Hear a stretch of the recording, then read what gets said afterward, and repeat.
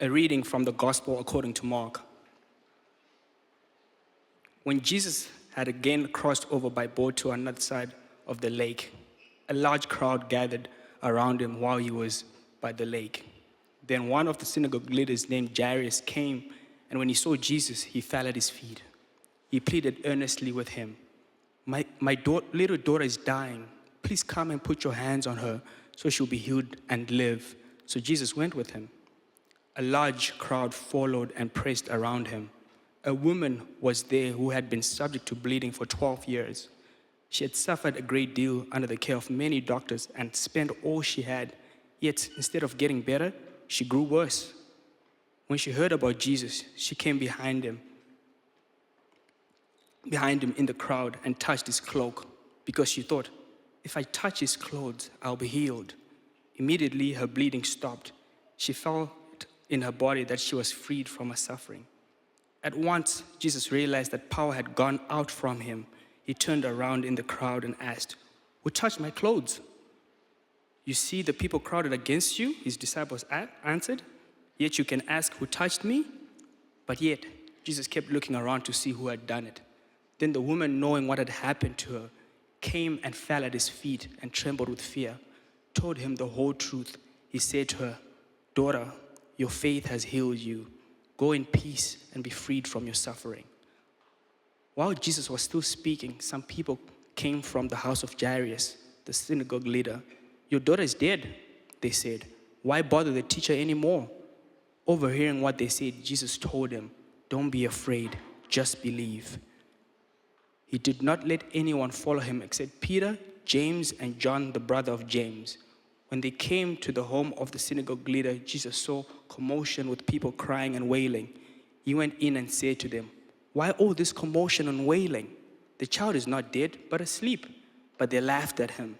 After he put them all out, he took the child's father and mother and the disciples who were with him and went in where the child was. He took her by the hand and said to her, Talitha Kalum, which means, Little girl, I say to you, get up.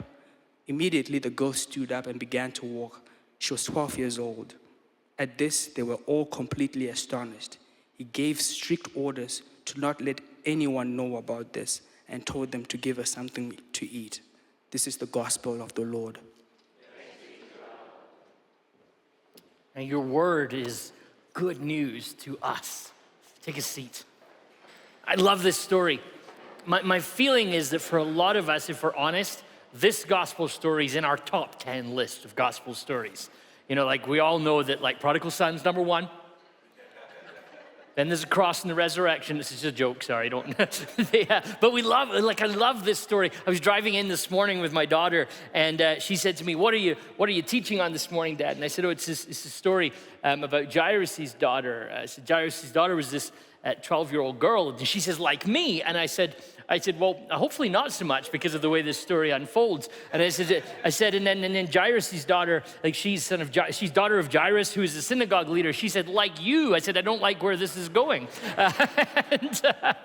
So, but I love this story. And this story is I think it is one of the great gospel stories because of how it arrives to us, presents itself to us, and calls us, in terms of the series that we're teaching, to be prayerful people.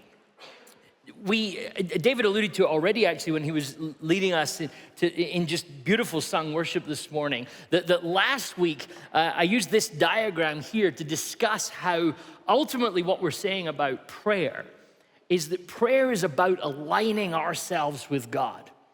We align ourselves with his possibilities, his futures, even his perspective on our problems. So what we're saying then is prayer is less about an A to B, where we define the problem and then we also define the solution and ask God to do that for us. But instead, we're trying to hold a way of thinking about prayer that says, actually, there are multiple ways that God could show up and answer our prayers. And once we open ourselves up to God's possibilities, we then discover that God might even see the problem differently from us, which is why we're taught by Jesus to pray, your will be done. As we offer your will be done to God, this opens up new possibilities for us. And I think this week's gospel text invites us into those new possibilities. I mean, 2 healing stories. It's like a Superstore Canada Day weekend special. 1 gospel text, 2 healing stories. You guys are not 2 for 1. Yeah, you guys are not the bargain hunter service. The first service, they lapped that right up and rushed out to Superstore afterwards to buy a holiday ham. 2 completely different characters appear to us in this story. We have Jairus and we have this ill woman. As I was thinking about them, they present themselves to us as 2 completely different stories. In fact, many times that's what we see almost immediately. Jairus comes to Jesus. He's a man in a society that was highly patriarchal. And the woman comes, she's a woman in a society that had some work to do on how it perceived the equality of men and women. Jairus is presented to us as a named man. He is Jairus. The woman, we never discover her name. We don't know who she is. Jairus is hugely influential as a character. He's a synagogue leader. I mean, it's easy to go, oh, a synagogue leader, that's kind of like, the Jewish version of a pastor. Except that a synagogue leader at that period of time was probably closer to the leader of the community religiously, but also politically. It's probably like the mayor, the pastor, the police chief, all kind of rolled up into one, which to be fair does sometimes feel like that being a pastor, but that's just our own dreams in our own heads. But meanwhile, the woman, and she's unknown. Like nobody seems to know much about her at all. She has no name. She has no influence. She's, forgive me for this term, but a nobody in terms of how the story is presented to us. Jairus is wealthy. He's this influential character. He has ways and means. He has privilege.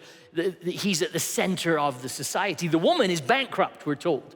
Everything she has spent on doctors. Mark, not a fan of doctors or pharmacists, kind of comes through in the gospel text there.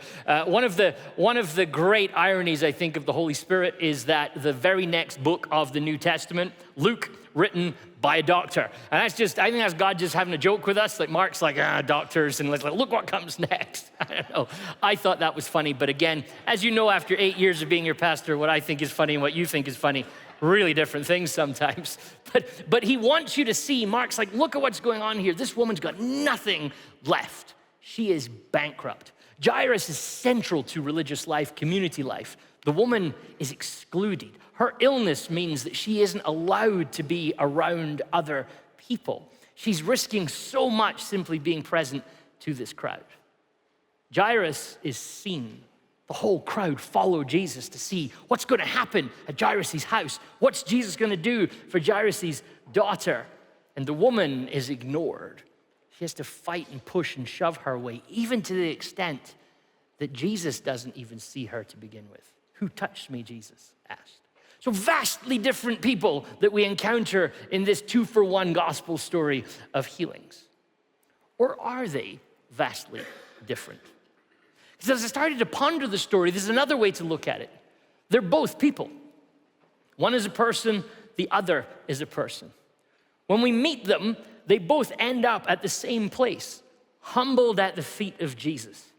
Jairus with all of his story, the woman with all of hers, they're at Jesus' feet. Both of them are similar.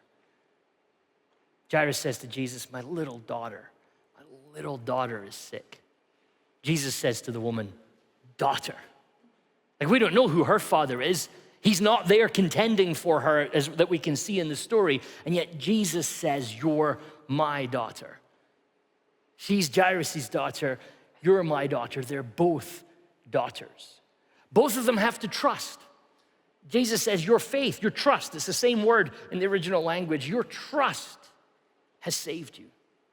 Jairus is told when he gets this news that actually this anonymous woman has slowed things down and your daughter's died while we were waiting. And Jesus tells Jairus, just keep trusting. Just keep trusting. Both of them need healing. All of their different stories, they find themselves at the same place. They have a need that all of the best of the modern world isn't helping them with. And both of them need a touch from Jesus. Jairus says, come and put your hands on her, touch her, help her, heal her. The woman says, if I can just touch him, just the edge of him, just like a little tiny bit of fluff that hangs off the edge of his coat, if I can just get that, I think I'll be okay. Maybe I'm stretching it by trying to draw these comparisons, but then Mark does this. The little girl is 12 years old, and 12 years this woman has suffered with an illness. They're both the same length of time. They have both been around to need Jesus. And what do we find? They are both seen by Jesus. Everybody else says, like, how can you say who touched you? And Jesus is looking. He's looking. Someone's here that trusts me. And when he arrives at Jairus' house and everybody laughs, he kicks them all out. It's one of my favorite lines. He just kicks them all out. He's like, if you're gonna laugh, stand outside. It's not the rule with my sermons, just to be clear. If you're gonna laugh, stand outside, because I have somebody to see in there, and I'm gonna go see him. So they are very, very different people, but then also, the very same. The very same. Like right down to 12 years, they're the very same. And like them, we all need something from Jesus. When he died, they found a note in one of Martin Luther's books that he had just written, and on it he simply wrote, "We are beggars," which is kind of offensive. Like I don't know if I like being told that. But I wonder if that when we learn to see differently, when we learn to see perhaps through spiritual eyes, we note that all the success of Jairus' life and all the pain of the woman's bring them both to the foot of Jesus. Bring both of them to the same place.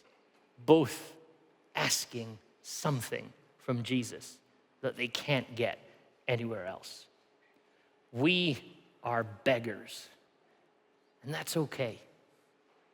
Because we beg from the God who loves us. We beg from the God who sees us. We beg from the God who knows us all equally. And we're told to beg. I'm going to keep using this word beg until it gets super offensive. But we're told to beg. We're told to ask, your will be done, and give us our daily bread. I need something. I rely on something. Give it to me. What a stunning line in the Lord's Prayer. Give us today our daily bread. I wonder if you've thought about how stunning this line is. Like right in the middle of the Our Father is give us our bread for today. Like think about how it goes. You know, our Father who art in heaven, your name is holy. Your will be done on earth as it is in heaven. Forgive us, forgive everybody else. Deliver us from evil. I mean, that's not a small thing, right? Evil's a big thing, right? Deliver us from evil. But right in the middle of all of those huge statements, give us today our daily bread. I actually think the order is quite important in the Lord's Prayer. Part of the reason why I think that Jesus invites us to learn to pray like this. Your name is holy. May your will be done on earth as it is in heaven. And now I ask, give me my bread for today. Notice the woman does this in the story. In fact, actually a fun homework project for you. The Lord's Prayer, it's printed on the inside of your daily office booklets that we made available for you all. Open it up, have a look at it if it's not something that you're memorized, and then read through this gospel story again this week. And notice how the pattern kind of follows at various points. The woman sees Jesus and knows that if she touches him, something will happen. Like that's not like in ancient times, they didn't think that's how doctors worked, right? You know, she's not heard some story that, oh, you know, this is what you do. You sneak up behind the doctor and like poke him in the back and then you'll be healed. No, she probably has the text of Malachi in her mind that when the Messiah comes, healing will come in his wings. And she says, if I can just touch the edge of him, if I can just touch the edge of him, I think I'll be healed. She's making a statement that she recognizes that Jesus is holy, that she recognizes that Jesus is beyond her. So she feels that she can come in and ask, give me my daily bread. I just want a crumb of bread, an edge of bread, just need to be close enough to touch the bread. Once we have opened up and submitted to the possibility of God, all of those B's in the diagram, once we've opened up to and submitted to the possibility of God, once we have prayed, your will be done, we are free now to ask God for everything and anything. Like, hold that, and that's what Jesus is telling us in this prayer. First pray, your will be done, O holy God, and then say to God, I really need some bread today. Massive prayer. And then you're told, you can ask for bread because of this. And not simply, let me say it like this, not simply because you can, but because you must. Eugene Peterson says, waiting in prayer is the disciplined refusal to act before God acts. God says, ask me. Right? Ask me for this stuff. Don't do anything until you ask me. I need bread. I mean, this is the basic of your day. Like, I'd like to have something to eat today. Most of us, that's our basics. We want to wake up alive, have something to drink, have something to eat. Like, beyond that, we start adding things for sure. We know we're privileged when we don't worry about whether we have those things, but that's at the very core of just being human. I need to eat today, God. So our prayer that Jesus teaches us to pray for God's kingdom to come on earth and for food. Pray for global justice and daily bread. And stunning prayers. St. Origen notes that the word that's used in the Greek where it says daily, we translate it as daily. What's really fascinating, Origen notes, is that this word appears in Matthew, it appears in Luke, and it appears nowhere else in the Greek literature. So and Origen says it seems the gospel writers made this word up to capture what Jesus said in the original Aramaic. It doesn't just mean daily, it kind of seems to mean for today, for every day, what is sufficient, what is enough, what is what I need. Give me today daily bread. Give us today daily bread. Confidently invites the God that loves us to act as we need him to act. Which hopefully invites you to think a little differently about God. Let me ask you this. This is maybe the most ridiculous way to ask this question. When you think about God, is he frowning? Like, I've noticed this. A lot of us has this image of God, and he's always grumpy about something. Like, and you see that at various points in like art through Christian history. God's always like pointing, kind of side eye, you know, just like the thing we know about God is he's just not really totally happy with us, right? And he's a bit frowny, and he's a bit grumpy, and he's sometimes he's even fully angry with us. At best, he might be disinterested. Or is the God you imagine in your heart the God that you see in this story, who turns to the lady and says, daughter? Like, you can't say daughter without smiling, right? You can't say son without smiling. If you're angry at your children, you have different words that you use. Daughter. And all the daughters and sons are like, uh-huh. Daughter, your faith has saved you. St. Jerome says this, the woman, by the way, I know I've been quoting a lot of the church fathers. I'm reading a lot of the church fathers at the minute, and what I'm realizing is the fathers and mothers of the church, there's something about going to live in a cave, pray, and read the Bible that kind of just, you know, it brings you a different perspective. You know, like sometimes the thermostat's about a degree out, and I'm like, is this suffering? But like these people like just put it on the line for Jesus, and centuries later, their words still resonate if we'll pay attention to them. And St. Jerome says, the woman with the hemorrhage had spent all that she had on doctors. Hungering and thirsting, her spirit had died within her. Having lost everything she possessed because her life was wasting away within her, she cried out to the Lord in anguish. Her touch on the hem of his garment was the cry of a believing heart. But then St. Jerome says this, in this, she is the figure of the church of God gathered from all nations. St. Jerome says she is us. This is what the church is supposed to look like. that we are just stretching out saying, all I need is a touch from Jesus, just the edge. I just need a glimpse of Jesus, just a brief encounter with Jesus. I don't need him to live here, move in, or anything like that. I know, says the church, that if Jesus just passes by and we catch just a sliver of a touch of him, we'll be okay. And we should ask for that. The church should say in its heart, if I can just touch him, it'll be okay. And we're not doing this to control God, and we're not doing this to demand of God, and we're not doing this to like the prosperity gospel preachers that you see on Christian television sometime. We're not naming it and claiming it. Submitting to God's possibility, your will be done, means that we ask freely, knowing that he will answer as we need. Not necessarily as we want, sometimes not even as we like, but he will answer as we need.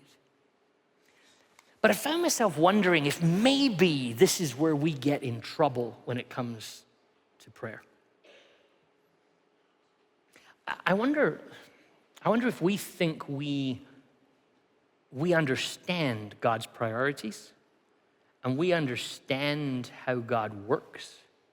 So as a result, we kind of filter our prayers through our lenses rather than just submit them to God in trust. Notice what happens in the story. Don't bother the teacher anymore, they say. Something's gone on, the story's changed, leave Jesus alone now. And I think this line here, we do all the time. I think we do this all the time in our prayer lives. Like we say to ourselves, I don't want to be like those prosperity preachers on TV. I don't want to bother God with my little issues while everything else is going on in the world. Like, I wonder if you resonate with that sense. How can I pray for what's going on with me when I switch on the news, I see what's going on? Is it just me that feels that? Or do you feel that sense sometimes of, that seems massive, how can I bring this to God?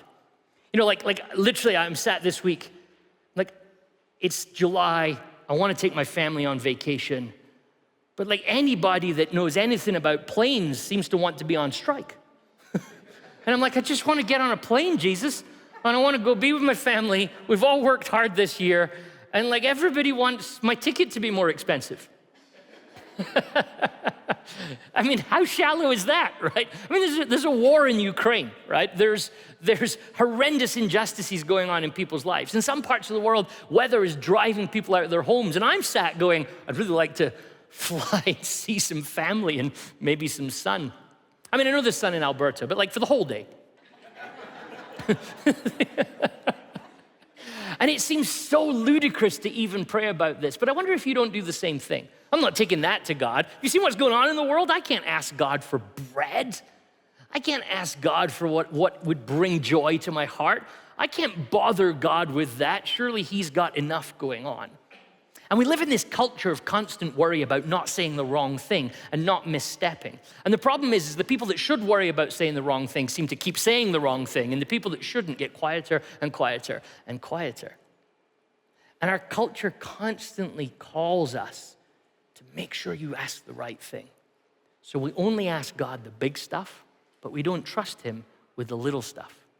And then we micromanage our lives, our jobs, our children, and our churches with anxiety because we think, I don't want to give that. I don't want to give that to Jesus because he's surely got better things to be doing. Don't bother the teacher anymore. This is why I love the daily office. If you pay attention to the prayers in it, or some of the prayers, Tori will lead us in a little while in a prayer here. And you'll notice that the prayers lean into the broadest definition of give us. In one sense, prayers for justice and for God to do amazing things in the world. And then prayers for bread and wholeness and simpleness. Because here's what asking God does. It aligns us with him. When you ask God for stuff, you're aligning your heart with him. Now, that doesn't sound right, you say. Surely only if I ask God the right thing. But Jesus taught us to pray, give us our daily bread today. Jesus told us, once you've said your will be done, ask God for what you need? And how would it change us if we saw our asking as actually doing what God told us to do? Catherine Marshall, in this wonderful piece, says this: if we are to believe Jesus, his Father and our Father, is the God of all life, and his caring and provision include a shepherd's lost lamb, a falling sparrow, a sick child, the hunger pangs of a crowd of 4,000, the need for wine at a wedding feast, and the plight of professional fishermen who toiled all night and caught nothing. These vignettes, scattered throughout the Gospels, like little patches of gold dust, say to us, no creaturely need is outside the scope or range of prayer. So just ask, because it's good for us. When I ask, what I'm saying to God is, I'm not enough on my own. When I ask, what I'm saying to God is, I'm not in control of this. I'm not setting how it goes. But I'm coming to you, swapping control for faithful trust, and saying to God, your possibilities are what I'm open to. So give me today my daily bread.